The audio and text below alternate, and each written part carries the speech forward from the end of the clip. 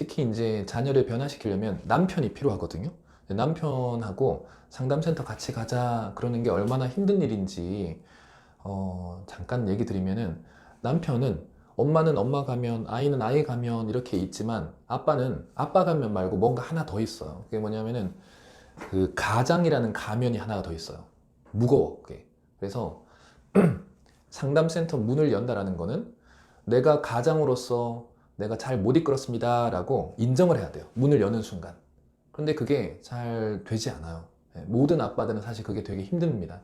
그래서 내 남편을 어디 가자, 상담 좀 받으러 가자 이렇게 하기보다 좀 먼저 이런 교육을 듣고 내가 바뀌어야지, 혹은 애한테 내가 교육을 듣고 이렇게 하는 모습, 스킬을 오늘 배우셔가지고 내가 아이한테 하는 거를 보여주시는 게 더 좋아요. 보여주다가 남편이 이렇게 관찰하다 보면은 본인의 생각이 조금씩 바뀔 때, 그때 남편하고 대화를 할 수 있는 상황이 오거나 남편이 혹은 물어보는 상황이 오거나 그럴 때 얘기하셔야 돼요. 그냥 이제 내가 정보를 전달하거나 어디 가자 그러면은 가르쳐 든다 이렇게 들리기 때문에 꼭 그거는 이제 염두에 두시고.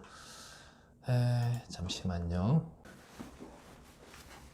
내가 내 아이한테 말로 설명하는 거는 거의 통하지 않는다고 우선은 알고 계셔야 됩니다. 그러니까 우리는 아이들하고 내가 소통을 할 때 제일 중요한 도구가 말이라고 생각하잖아요. 근데 말이 아니에요. 말을 하는 게 아니고 행동이라는 거, 그거를 이제 먼저 아셔야 됩니다. 왜 그러냐면, 제가 이렇게 제 3자로서, 타인으로서, 전문가로서 어머님들한테 이렇게 설명을 하면 그래 들어야지 라고 머리는 생각을 하는데, 이 얘기를 듣고 집에 가셔가지고 남편한테, 남편 좀 앉아봐봐, 내가 오늘 교육청에서 그 온라인 강의하는 거 들었거든. 근데 당신 아빠로서 이렇게 좀 해주면 안 돼? 라고 하면, 그런 얘기를 전하면, 우리 남편이 이런 남편이 있을까요? 아, 그래? 몰랐네. 그래. 그런 얘기 이렇게 듣고 와서 나한테 얘기해줘. 내가 아빠로서 그렇게 할게. 땡큐. 이런 남편 있을까요? 그런 남편은 우리가 어떤 사람이라 하냐면은, 그런 남편은 이제 잘 돌봐줘야 되는 분이다라고 해요. 그러니까 제정신이 아닌 남편인 거예요. 실제 남편은 그럴 수가 없어요. 아내가 뭘 듣고 와서 나한테 이렇게 정보를 전달하면, 이 정보를 듣는 게 아니고, 그러니까 말을 하는 게 아니고, 저 사람이 나를 가르쳐 든다라는 태도를 봐요. 그러니까 정서를 받아들여요. 그렇기 때문에 절대로 이렇게 내가 말로 가족끼리 설명을 한다? 그건 안 되는 거예요. 가족끼리는 머리, 그러니까 언어를 통해서 뭔가 정보를 전달하는 그런 대화를 할 수 있는 체계가 아닙니다, 가족은. 그러면 저는 평생 이 직업을 하고 있는 이런 상담이나 심리학 이야기를 제가 집사람한테 가서 이렇게 저는 해줄 수 있을까요? 어머님들 저한테 많이 물으세요. 교수님은 맨날 상담하고 심리학 강의하니까 어떻게 그 부부끼리 이렇게 대화 잘 하고 하시죠? 이렇게. 그게 질문을 왜 그렇게 하시는지 모르겠지만, 어떤 의도로 하시는지 모르겠지만, 어, 저는 이런 기술이나 이런 거를 쓰겠어요? 예, 저도 쓰지 않아요. 네, 최대한 저는 이런 기술도 안 쓰려고 하고, 왜냐하면 통하지 않기 때문에. 가족은 그냥 행동으로 비언어라 하거든요. 언어가 아닌 손이나 눈빛이나 표정으로 우리가 전달을 하는 거예요. 어머님들, 내가 아이를 데리고 동해안을 간다고 이제 생각해 보세요. 동해안에 간다고 생각하면, 분명히 이제 동해안 갈 때 3시간 걸린다 했어요. 분명히 내가 출발할 때 3시간 걸린다 했어. 근데 우리 애들은 발달이라는 단계가 있어요.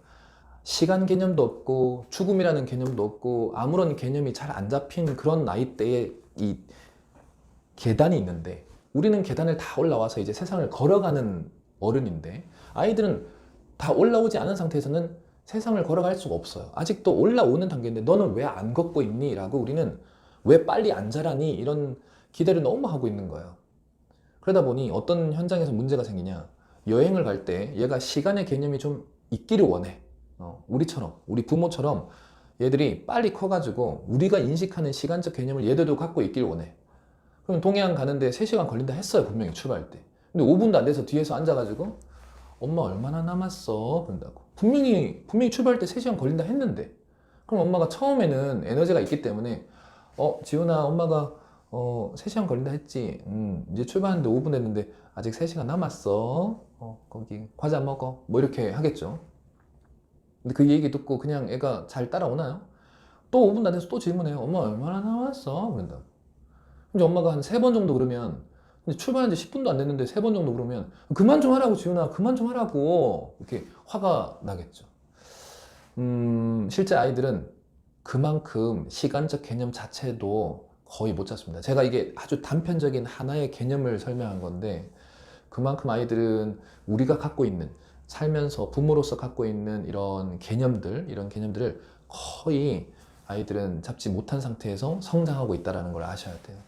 그리고 두 번째, 정말 빨리 아이를 성장을 시키고 싶어요. 저는 그런 서툰 단계가 아니라 초등학생인데도 나는 고등학생처럼, 중학생인데 대학생처럼, 고등학생인데 어른처럼 나는 빨리 얘가 성장했으면 좋겠습니다 라는 생각 자체가 이 아이들을 성인 아이로 빨리 만들고 싶은 거예요.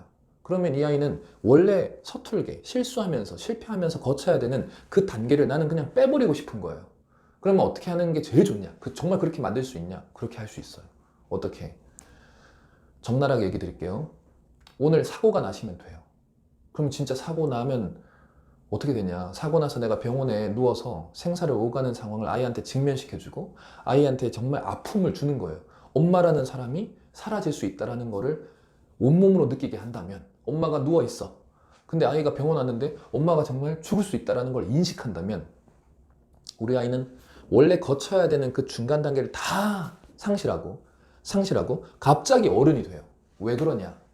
엄마가 사라질 수 있으면, 내 눈앞에 엄마가 없어질 수 있다면 내가 엄마 역할을 해야 돼. 특히 딸들은 엄마가 사라질 수 있다 그러면 엄마 역할을 하려고 그래요. 아빠 옆에 있는 아내 역할을 하려고 그래, 지들이. 또 아빠가 만약에 거의 그런 상실에 대한 경험을 아이들한테 준다. 그러니까 사고가 나가지고 뭐 다쳤거나 그러면은 남자아이들, 특히 우리 아들들은 갑자기 이게 지 아빠 역할을 해요. 그리고 엄마한테 막 남편 역할하고 지가 막 어른인 척하고. 그렇게 되면은 태도나 그런 책임감이나 이런 거는 엄청 갑자기 어른 형태로 갈 수 있어요. 집에 와서 어머님이 소자 학교 다녀왔습니다. 이렇게 되게 예의 발라지고 엄청 어른이 된 것처럼 보이지만 실제 그게 건강한 걸까요? 사실은 건강하지 않습니다. 원래 서툴고 원래 실수를 많이 하고 자라야 되는 그 단계를 전부 상실하고 갑자기 어른이 된 5단계로, 1단계에서 2, 3, 4단계를 실수와 또 실패와 또 감정 상처 이런 적절한 거를 다 아픔도 겪어가면서 5단계로 올라가야 되는데, 이런 단계를 없이 올라가니까 애가 갑자기 애어른이 돼버린 거예요. 너무 힘들다라는 거. 그래서 어머님들이 이런 개념들을 아시고 아이들이 거쳐야 되는 그 단계는 다 거쳐야 된다는 거. 꼭 그 개념을 이제 머릿속에 염두에 두시고 아이들 양육을 해야 된다라는 거.